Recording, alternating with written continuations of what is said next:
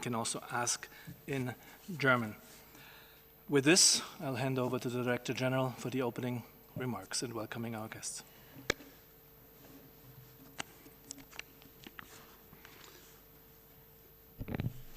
Dankeschön, Christian. Good morning, good afternoon, and good evening. Or should I say, Guten Morgen, Guten Tag, and Guten Abend. Thank you for joining us today, and I would like to say heartily welcome to my friend Jens Spahn, the Federal Minister of Health of Germany. And may I add, vielen Dank, Jens, for your personal support over the past few years, and especially the past difficult 18 months, and for the incredible support of the German government and people for WHO and for global health. I would especially like to express my concern and condolences over the floods that are currently affecting Germany, and I offer my deep condolences to those who have lost someone they love, and my sincere hopes that those who are missing will be found soon. So welcome once again, and I would like to invite you to make your opening comments. Yes, dear Tedros, ladies and gentlemen, meine Damen und Herren, the first sentences I do in English and I switch to German. Actually, it's good to be here again. It's more or less a year ago that I was here with the French colleague Olivier Véran to show again, actually, the commitment we as the Federal Republic of Germany and the European Union have to the work of the WHO. Und deswegen auch vielen Dank für den herzlichen. And so thank you for your warm welcome here today. We have agreed that the pandemic is not yet over, although in some countries we are very pleased to see how far they have got in their vaccination campaigns. Although in many parts of the world we are still at the beginning of the vaccination campaigns, many should still be vaccinated. And in these discussions concerning Europe and Germany, I always say it's in our interest to ensure that the entire world is vaccinated, that everyone has access to a vaccine. This pandemic will not be over until it is over for everyone around the world. And this is why we, along with the WHO, support, and we also support the WHO, but together we also support programs to ensure that these vaccines are available in all countries. And we do this under the ACTA program. And today we will also and Germany, that Germany will be providing 260 million euros in funding specifically for the WHO in order to help to steer the development, production and distribution of COVID-19 tests, treatments, and above all, vaccines. As a country, Germany has decided to commit to this. We are also going to provide at least 30 million vaccines to third countries through COVAX. And today, I think we can say that we should be able to provide considerably more than these 30 million doses. This is our baseline. And in the next coming weeks and months, we should be able to provide more doses to share these with the countries in the world that need them most. Germany is one of the biggest donors for COVAX and ACTA with 2.2 billion euros that we're providing. And then these 260 million to the WHO are a part of that.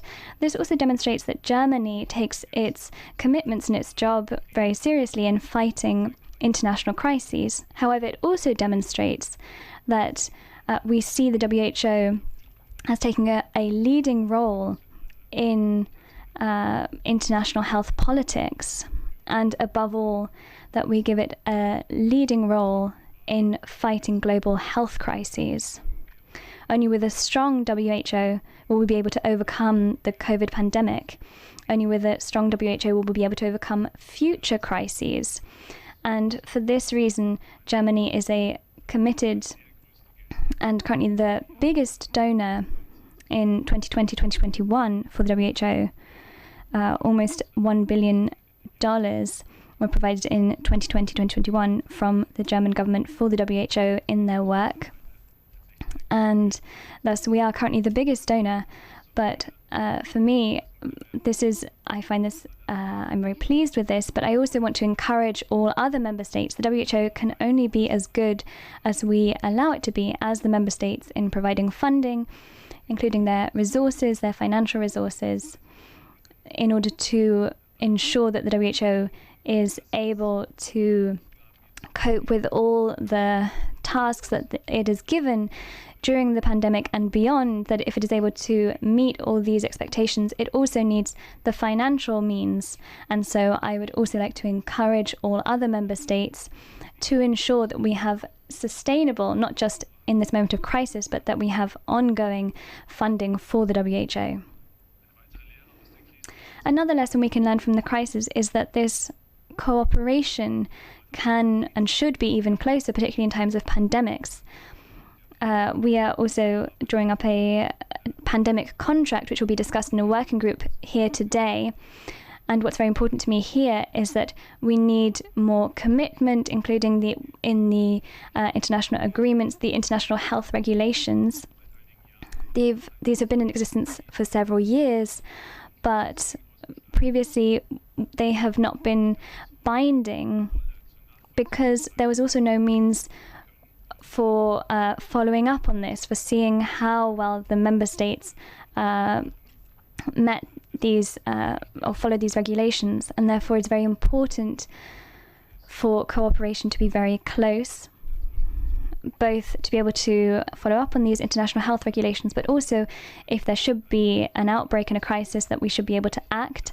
And so I'm very pleased that there has been a first investigative mission in China, in Wuhan, looking at the possible root cause of the virus, but also I hope that this will have been only the first phase, that there will be ongoing investigation. We are very much interested in discovering where this virus came from, and I would also like to call on our Chinese colleagues that we will be able to continue in this investigation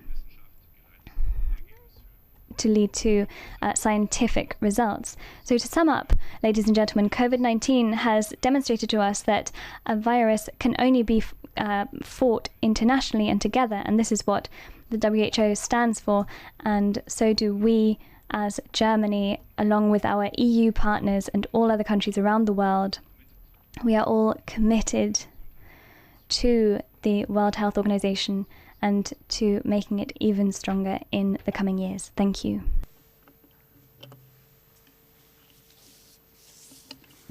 Thank you so much. And vielen Dank, Jens. As I think everyone knows, Germany has been one of the leading lights in the fight against the pandemic globally, under your leadership and that of Chancellor Merkel. Since 2020, Germany contributed close to $750 million to WHO, including more than $500 million to support the COVID-19 response. And as Minister said, Germany is the largest contributor to WHO. Germany was also one of the main drivers behind the formation of the Access to COVID-19 Tools Accelerator last year. And we're very grateful for the further contribution of 260 million euros and 30 million vaccine doses that Minister Spahn has just announced.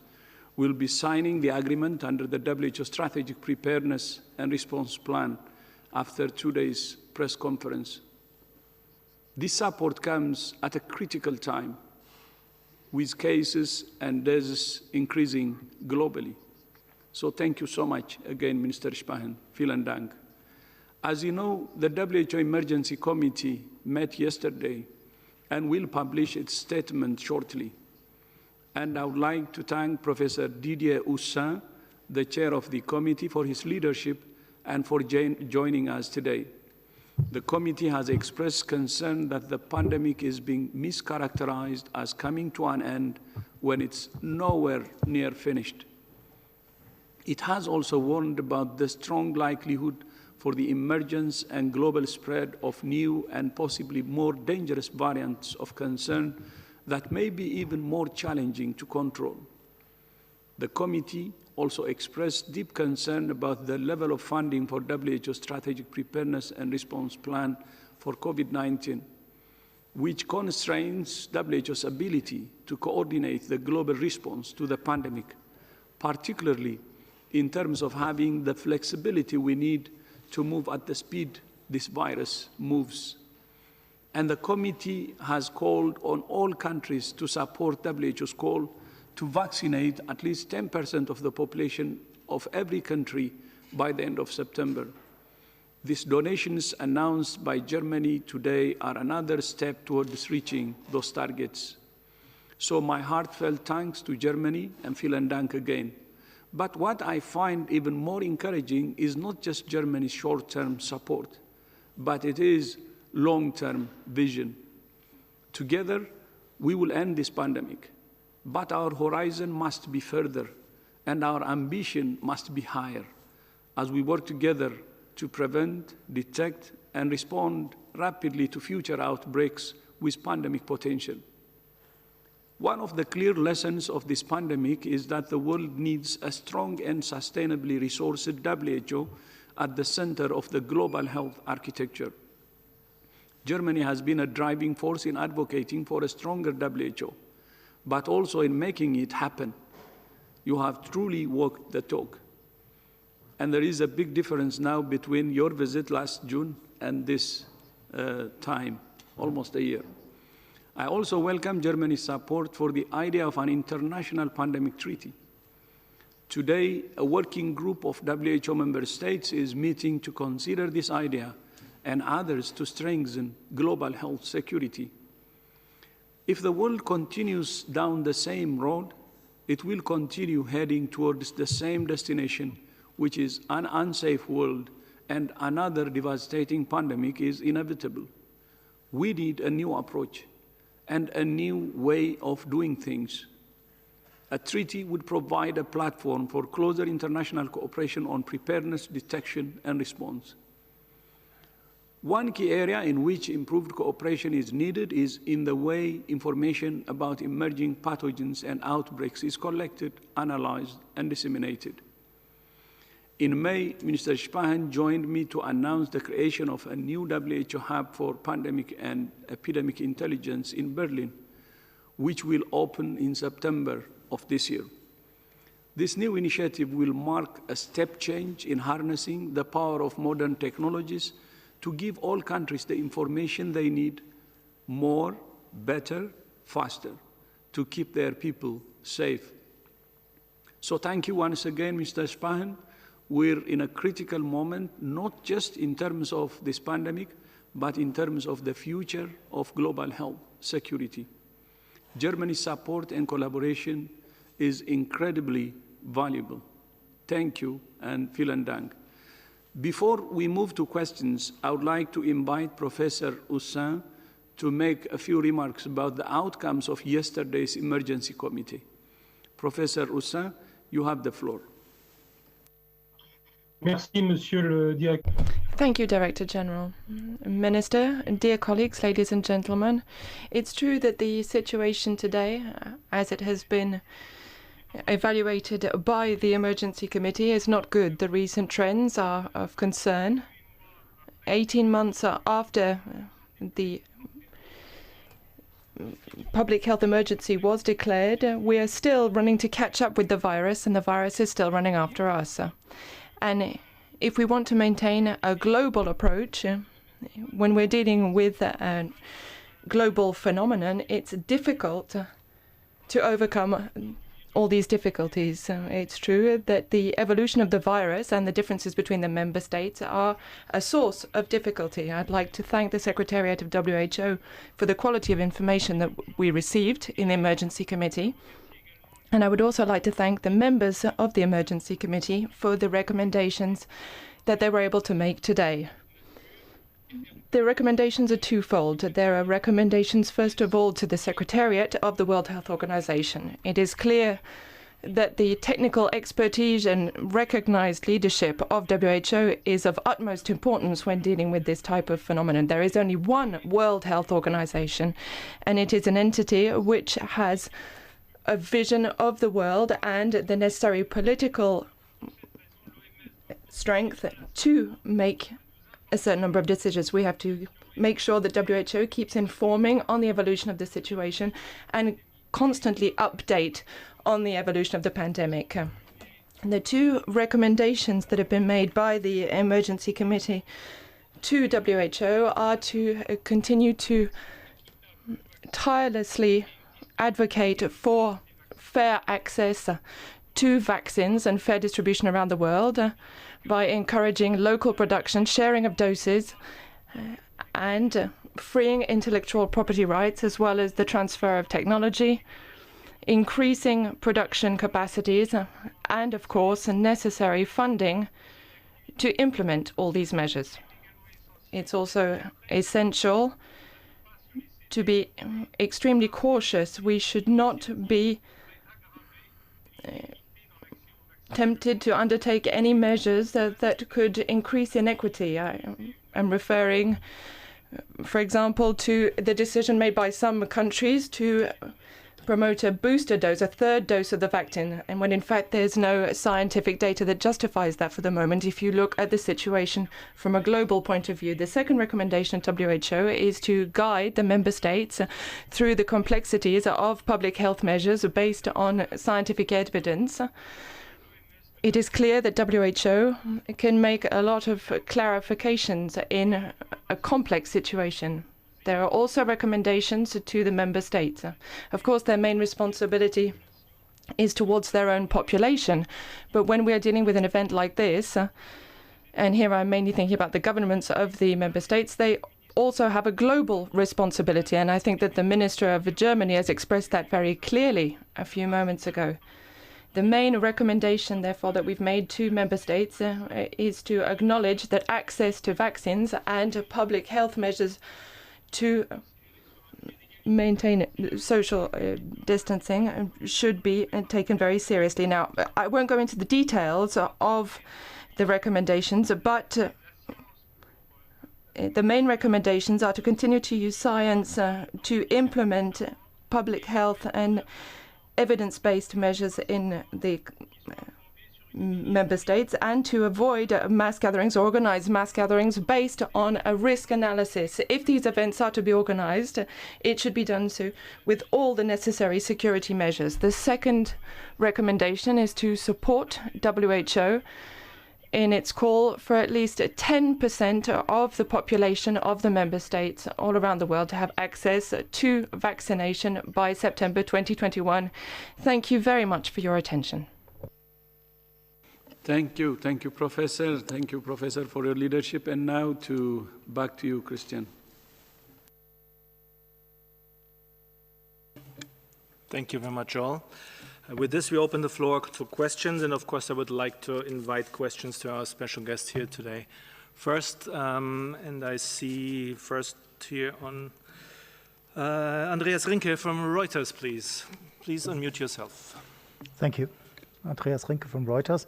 I have one question to the General Director, please. Mr. Spahn just mentioned that he wants a further investigation of the origins of COVID. Do you see enough willingness of the part of Chinese government to do so? Und Herr Spahn, an Sie eine Frage. And a question for you, Minister Spahn. You mentioned that Germany will probably be able to provide more than these 30 million vaccine doses to other states. Will you already be able to tell us how this will be done, whether it will be through COVAX or through bilateral agreements, and also for which countries? Thank you.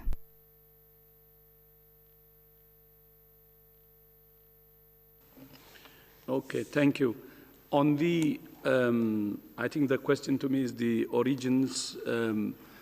As you know, we have done the phase 1, and the phase 1 have shown some progress. But there are also some challenges that has to be addressed. And one of the challenges is what you mentioned, access to raw data, especially the data, the start of the pandemic, the raw data was not shared.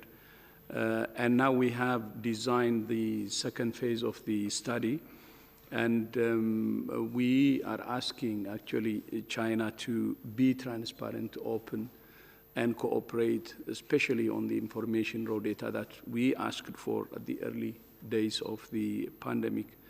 And we will be discussing with member states on the phase 2, and hope member states will help in guiding to address the challenges that I have already underlined among other things. Thank you, and to you, Minister.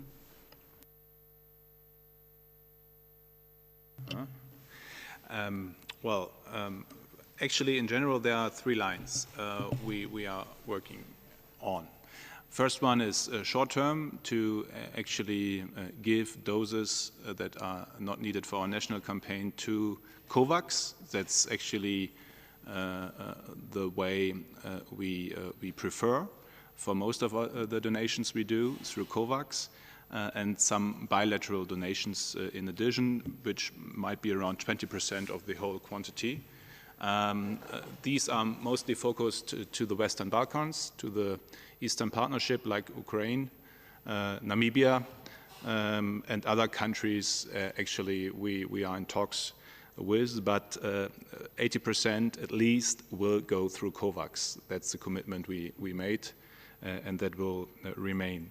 If and how many doses we can add to the 30 millions, we will see in the upcoming weeks. We are lucky enough that our vaccination campaign is making good progress, so we will be able to give doses to other countries in need.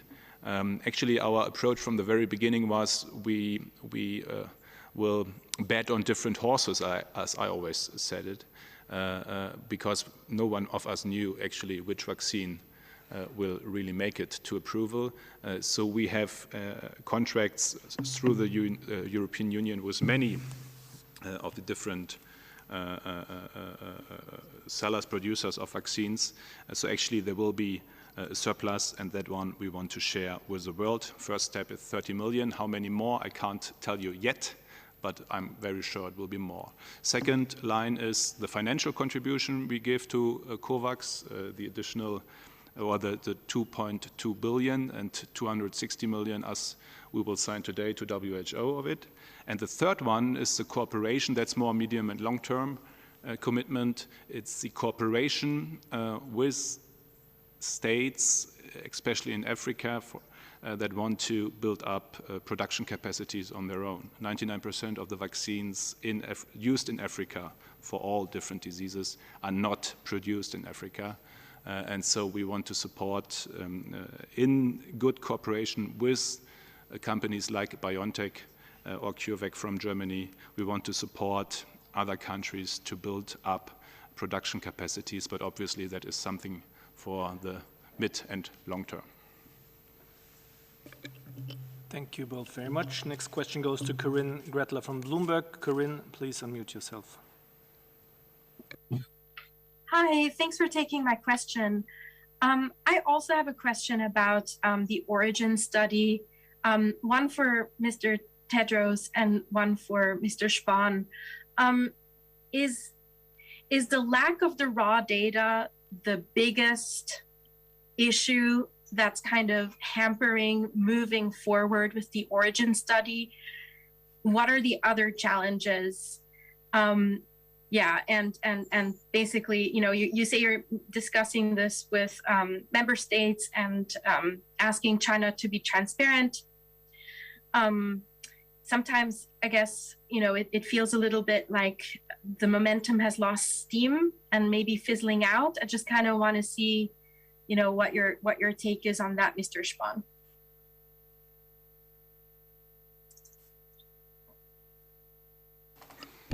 Okay. No, thank you very much. Starting from the last one you said, momentum, if momentum has been lost, I don't think so, because we need to really continue in order to, we need to continue to start the study in order to know what exactly happened. If we know what happened, then we can prevent future similar crises or problems. So it's basics. This is what we do when any outbreak happens. Forget about a pandemic of this proportion, unprecedented. Even in any outbreak, you go and understand the origins, and we need to know what happened in order to prevent the next one. But there is the other part of it, especially considering the unprecedented nature of this pandemic, the number of people that died and the number of people that suffered. Take the number of deaths alone, more than 4 million. I think we owe it to them to know what happened. And everybody should cooperate to know what happened and to prevent the same crisis from happening again. And that's why we need cooperation. And then to the challenges, of course, one is, with regard one challenge, one problem is sharing raw data. And I said it at the conclusion of the first phase that there is this problem and it has to be addressed. And the second is there was a premature push to, especially reduce one of the options, like the lab theory.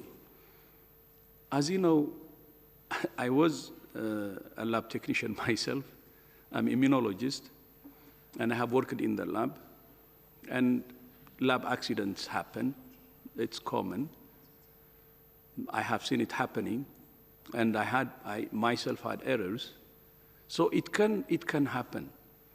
And checking what happened, especially in our labs, is important.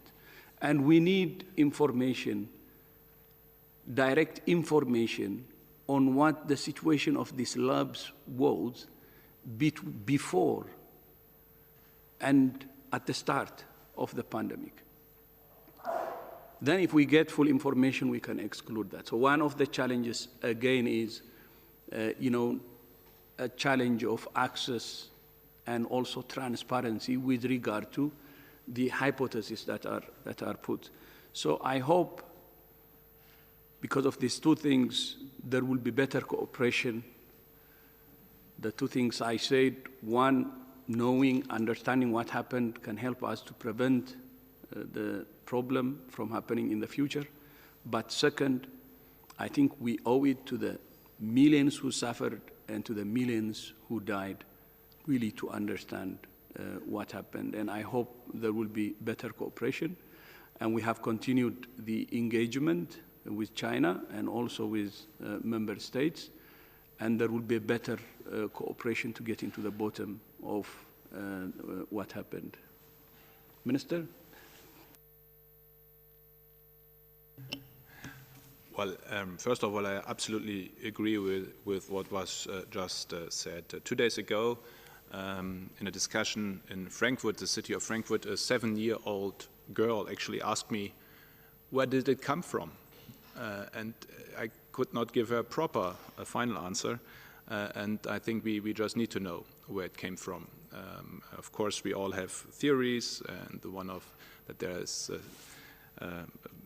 zoonotic base to it all makes sense, but nevertheless, we really need to know how it happened, just to learn from it and to prevent it, or to be better able to prevent it for the future. And so we do appreciate the cooperation of the Chinese government so far for the first mission, but that's not yet enough, obviously. Like the G7 leaders called on more investigations, we fully support this, and so we can just call on China to intensify the cooperation to examine the origin of this virus, to learn for the future, but as Tedros just said, we owe it to the people. Thank you very much, both. The next question goes to Nina Lammers from RTL NTV. Nina, please unmute yourself. Vielen Dank. Eine Frage an... Thank you. One question for Minister Jens Spahn.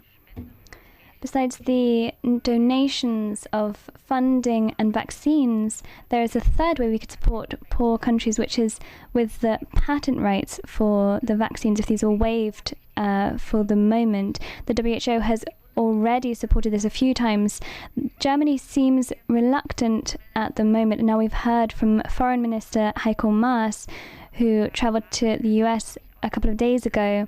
He said that he is open to this. So can we expect that the German government will be changing its position concerning the temporary waiving of the patent? And if yes, why? And if not, why not? How much would you appreciate if Germany changed its mind concerning the property rights on COVID-19 vaccines? And also another question to both of you. Some people say that the imbalance between the rich and the poor countries is now increasing as the rich countries are now giving third vaccines, like for example Israel and also Germany might do it soon. So do you think the imbalance will grow between the rich and the poor countries? Do you agree to that opinion? Thank you. Also was die deutsche Position. As for the German position concerning patents for vaccines, our position has not changed fundamentally. I think we need to approach this from the other side. What is our goal? The goal is to vaccinate the world as fast as possible, to give everyone around the world access to vaccines. The next question then is, what is the best way to achieve this goal? And it is very clear that having a patent or providing it does not resolve the fundamental issue. Producing vaccines is too complex. There's energy exchange, you need exchange with experts, you need training. Even pharma corporations that were involved in the production of these vaccines took months to be able to have the production capacities at the end. So we think that this debate does not actually address the real problem. So it's very ideological, and we can have this debate, but the really important question is, what is the fastest way to produce as much vaccine as possible for the world? In particularly also mRNA vaccines, not only, but also, and the corporations are working together. BioNTech, Pfizer have already begun cooperating with other organizations around the world. I spoke to President Macron of France in South Africa. We were part of talks there, and France and Germany, along with the EU, we all want to support the African Union, countries in Africa, in increasing their capacity for production of vaccines, not only for COVID-19, but beyond that as well. And this is the key difference to us, that we can build up production capacity. In my opinion, it also seems that this is working. We will be as able to, over the next few months, to provide hundreds of millions of people with vaccines in the next few months, and we will be doing everything we can to ensure that this continues to move quickly. As for the booster vaccine, the third vaccination in different countries, I just mentioned South Africa. When I was there 4 or 5 weeks ago, in Germany, we were discussing whether 13 or 15-year-olds should be vaccinated, because we were discussing whether the mRNA vaccine should be allowed. So this shows how privileged we are in Europe, where we were in a country where not 1% of the population has been vaccinated yet, and at the same time in Germany we're discussing whether to vaccinate 12 or 15-year-olds. So this does show how privileged our position is. So we should discuss this critically and openly, as Professor Houssin just said. But from my point of view, we need both for acceptance as well. It needs to be from our own interest. It's for humanitarian reasons, but it's in our own interest to vaccinate the world. But it must also be accepted. And this is why the vaccination campaign must also be successful in every country, while we are also providing vaccinations to the entire world. I want both to be possible for us to be able to provide a third vaccination while also providing a first vaccination to everyone around the world. Thank you very much. And I'm looking around, maybe Mike Ryan wants to add.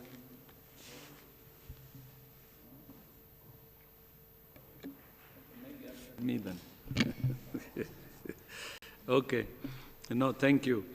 On vaccines, will the divide increase or improve? Will it deteriorate further or improve the imbalance?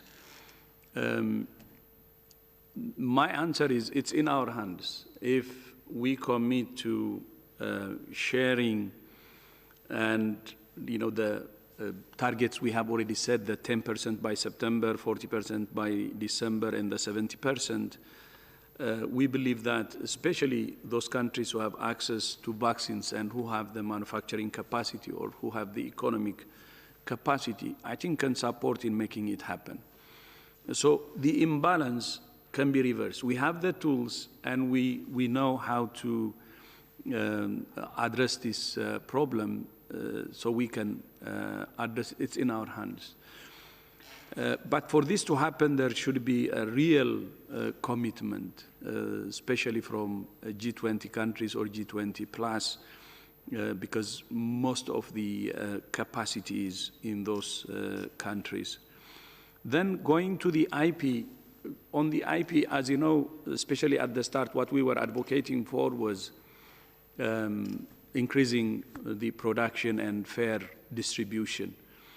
And we have said it many times, actually. AstraZeneca followed that line, especially commitment to voluntary licensing, and started making agreements with India, with Korea. India and Korea are producing AstraZeneca. And now Australia, Japan, Thailand are also producing soon. And we expect more countries. If the other companies have done the same thing, we could have better volume to share. So at the end of the day, the issue is, how do we have an enough pie to share? So if it was addressed using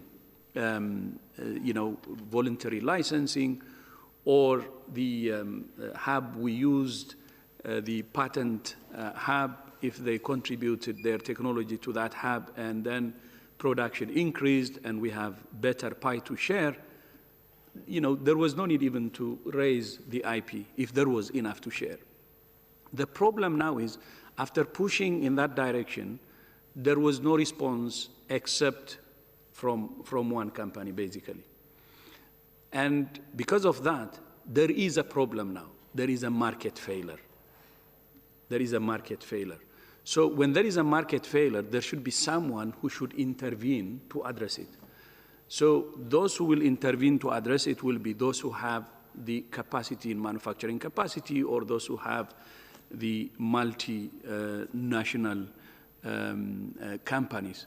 And one way to do it is the IP waiver. And that's why we're pushing for IP waiver. But when we say IP waiver, it's not to really snatch the property of the private sector.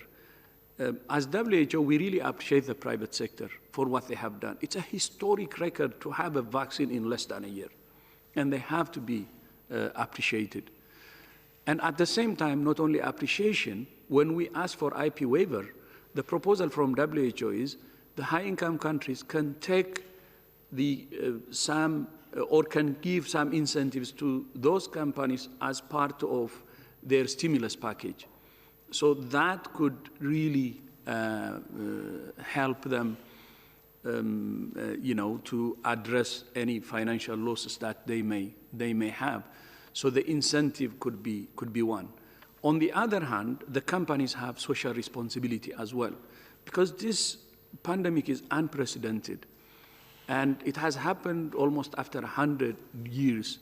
And the IP waiver is, the provisions for IP waiver was to use it during this unprecedented situation or emergency situation. So having some social responsibility from the companies will be important. And from the parties who are now negotiating in WTO, I think there could be a balance, especially if there is an agreement in IP waiver, it could be for a limited period. For instance, instead of opening it without any limited period, it could be for a year or two, and it could be for a specific product like the vaccine. So there could be a balance that can help address some of the challenges, but at the same time moving forward. So at the end of the day, though, the key is making sure that we have enough vaccines to achieve those targets. If I take the highest target, which we want to achieve by mid next year, is the 70%. And vaccination of 70% of the population would really help us to control this virus and open our society. The whole world is sick and tired.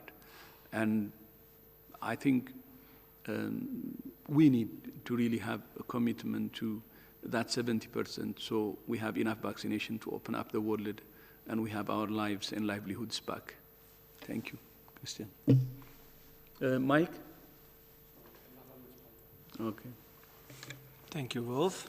Next question goes to Priti Patnaik from Geneva Health Files. Priti, please unmute yourself. Good afternoon. Thank you for taking my question.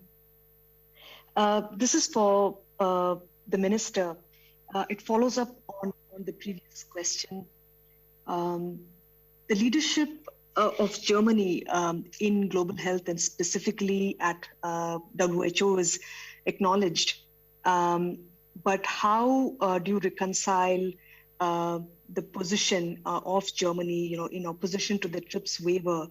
One could argue that there's some kind of a discordance between health and trade interests within Germany. That doesn't seem like a position of leadership as far as the TRIPS waiver is concerned. How would you explain that?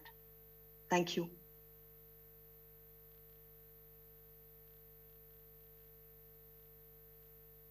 I'm still practicing with this micro, but now it's working. Thank you very much. Actually, again, what we say is, let's talk about what we want to achieve. And what we want to achieve is that all citizens on the world have access to vaccines, affordable access to vaccines. And then the question is, how is that reached? And we don't think that only changing TRIP waiver or the framework here, or to open it up, or even to enforce something there would really make that difference. Because you need tech transfer. That's one of the most complex things on the world you can try to produce is a vaccine, especially now with this new technology of mRNA. And so you definitely need cooperation. Just having a patent, a waiver, does not solve the problem. And what we do see is that the companies are willing to cooperate. I'm almost in a weekly discussion with the companies that we have contracts with, and we push them to cooperate, and they do with other countries on the world, with other companies on the world to produce even more. And I wouldn't wonder if in the next year we will have more or less an overcapacity of mRNA production, which is good actually, then we have enough, but there are so many cooperations on the way that actually what we want to reach, what we want to achieve can be achieved without inflicting with these waiver regulation that is there. And I mean, Tedros just made it clear. These were companies, these were people with their research, with their engagement for years, by the way. It was not invented within some months. This was a 10, 15 years journey to develop this mRNA technology that is now for the first time used for this vaccine. That should be appreciated. And of course, you appreciate it by intellectual property. And so if we would not be able to reach the goal without this debate of how to change the TRIPS approach and patent waivers, then we would be on the way with you or with many others. But we can reach it without. So why put this burden of this ideological debate on this? Instead, we should just solve the problem and bring vaccines to the people. Thank you very much, Minister. Next question goes to Hagen Strauß from Rheinische Post. Hagen, please unmute yourself. Ja, vielen Dank, dass ich... Yes, thank you for giving me the opportunity to ask this question. For the Director General, Minister Spahn called on other countries to provide more funding. Would you also support this call, and which countries in particular would you call on? Thank you very much. So more funding, I fully agree, and thank you so much to Germany and Minister Spahn for walking the talk. Not only they're asking other countries to contribute, but also they have increased their contribution in the last 2 years very, very significantly. And then the other part is not only increasing funding, but at the same time flexible funding. And the bulk of funding we get from Germany is flexible, and we really appreciate that.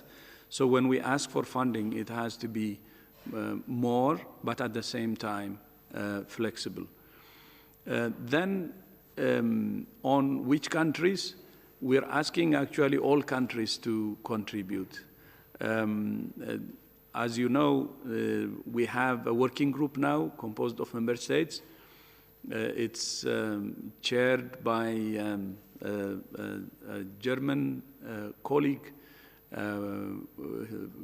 Björn Kummel, and it has been there for some months now. And one of the recommendations actually they're putting together is increase in assessed contribution. And if it's assessed contribution, then many countries, almost all member states will be involved. And that will be a very important development or progress. But in addition to that, we will continue to need voluntary contributions like what we're signing now with Germany today. And this will be specifically with countries, G20 plus some countries who have better economic capacity to provide. So I think if I tailor the request to specific, it will be a G7, G20, and some countries out of G20, but who have good capability to finance. So I can say G20 plus would be, I think, the target. Thank you very much. Thank you very much, Director General. Next question goes to Laurent Serrault from Swiss News Agency. Laurent, please unmute yourself. Yeah, thank you for taking my question. Question to Minister Spahn. Federal Chancellor Merkel said that Germany won't go for a mandatory vaccination of health workers and critical people as France decided to do. And it seems now that every European country is facing the period where they have to convince the most skeptical part within the population. So what kind of new concrete steps are you going to take in the next few months in order to convince these people to reach that part of the population? Thank you.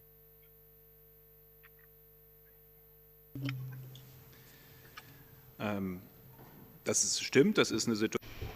This is true. We are in a situation where vaccination campaigns in many countries, and probably in all countries over time, will reach this point where initially those receive vaccines who actively want to be vaccinated, who are easy to reach. We are now coming into this phase, along with other countries, where we are trying to reach those who are not actively seeking a vaccination, but who can be reached with information and with an offer. And so we want to work with in federal Germany in the different Bundesländer, but we want to work in towns and villages with different societies. The German Bundesliga is also going to take part in this, so to have meetings outside churches, outside mosques, and to call on people to get vaccinated. So that's our motto in this phase of the campaign. And one very important point is that vaccines are the way back to normality, to freedom, but it's also a protection for the healthcare system. And we had a discussion about the fact that getting vaccinated is a very personal decision, but though this is true, it is also a decision that affects other people. In getting vaccinated, you don't protect only yourself, but also others.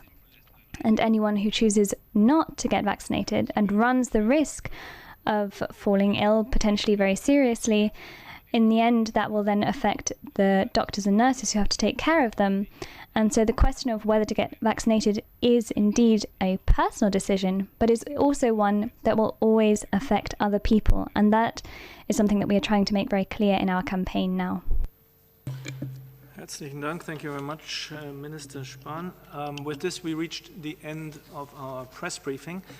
I thank all very much. And before I give the floor to Dr. Tedros for closing, I'll invite Dr. Mike Ryan for some closing remarks on Dr. Ryan. Thank you, Christian. And greetings, Minister Spahn, welcome. I remember the first time we met was frontline of an Ebola response together. And it shows, again, the commitment of Germany to seeing what happens and goes on the ground and the realities of epidemic containment in the front line. Again, just to note that Germany is the largest contributor to the contingency fund for emergencies that WHO maintains, which represents the fastest, globally the fastest response mechanism financially to emergencies. And we continue to use that fund day in, day out. This increases the speed, efficiency, effectiveness and life-saving quality of our interventions. Secondly, just again, the collaboration we're currently working on for the WHO Pandemic Intelligence Hub in Berlin is superb. And we have a huge opportunity together to build with other partners from all around the world the sort of platform that will take us forward from to another level, a completely different level on our ability to collect, analyze and develop insights from ever more complex data from multiple sources. And I think it leverages off really the Berlin and its environment, which has really established itself globally as a leader in this field. And we hope that this collaboration will lead to better tools, better data, better decisions, and better outcomes for people during epidemics in future. And just one final word on the origins studies. I wanted to come in at the time. Because there was a question about continuity in phase 1 and phase 2. And I think it's important to recognize that the phase 1 studies were carried out by a hugely dedicated, tremendously courageous, massively patient group of international scientists who came together at the invitation of the Director General and worked tirelessly under incredible pressure, incredible duress, and produced a high-quality report that represents the basis on which we can now move forward into phase 2. It's important to recognize, too, that they have built important relationships and trust with equally competent Chinese scientists and counterparts on the other side. Those scientists and the further scientists that we will involve as we try to build a more formal and standardized and collective approach to origin studies. I think one thing we've all learned in this process, the issue of the origins of viruses, as we've all seen, are not purely scientific. There are other issues that come to bear, and we need to recognize those in future, and we need to create a safe and permanent space in which the science and the understanding, as the DG said, we need to understand the origins because we need to know how to prevent the next one. But we also have to recognize that we live in a real world, and we have to try and create the platforms in which science can be successful, also recognizing the realities of the world around that science. The DG has done it before. Myself, Maria, many others here would like to do it again to thank the team of scientists on our side and our own WHO staff who participated and supported not only the phase 1 studies, but all of the work that went in before, all of the work that has gone in since, in order to design the next phase of studies. We look forward to working with our Chinese counterparts on that process, and the Director General will outline measures to Member States, I believe, Katharina, tomorrow, on Friday. Tomorrow is Friday, I lose track of the days around here. In order to create a more stable and predictable process moving forward as we seek the answers that the Director General has laid out. But again, to say, we very much, this organisation depends so much on the quality of the scientists in all of your organisations, and they have done their job superbly, as I said, under a very challenging conditions. And the DG has outlined those challenges and is very clear in what needs to improve, but that issue does not lie at the foot of the scientists who did this work. Thank you very much, Dr. Ryan. Before I give for the closing remarks to Dr. Tedros, we'll be sending the audio files and the remarks of our special guests and Dr. Tedros right after the press conference. The full transcript will be posted again tomorrow morning on our website. Dr. Tedros. Thank you. So I don't need to have another summary to do, so I concur with Mike. And then I would like also to thank Jens, my friend, for joining us, and also appreciation to all the support from you and Germany, and vielen Dank. Then to Professor Houssin, for your leadership, sir, thank you so much for leading the emergency committee, and I hope the recommendations will help address some of the challenges we're facing now. And I would like to thank the media. We have, I think, colleagues from Germany this time. Thank you for joining. Vielen Dank. And see you in our upcoming press conference. Thank you so much. Thank you, Jens.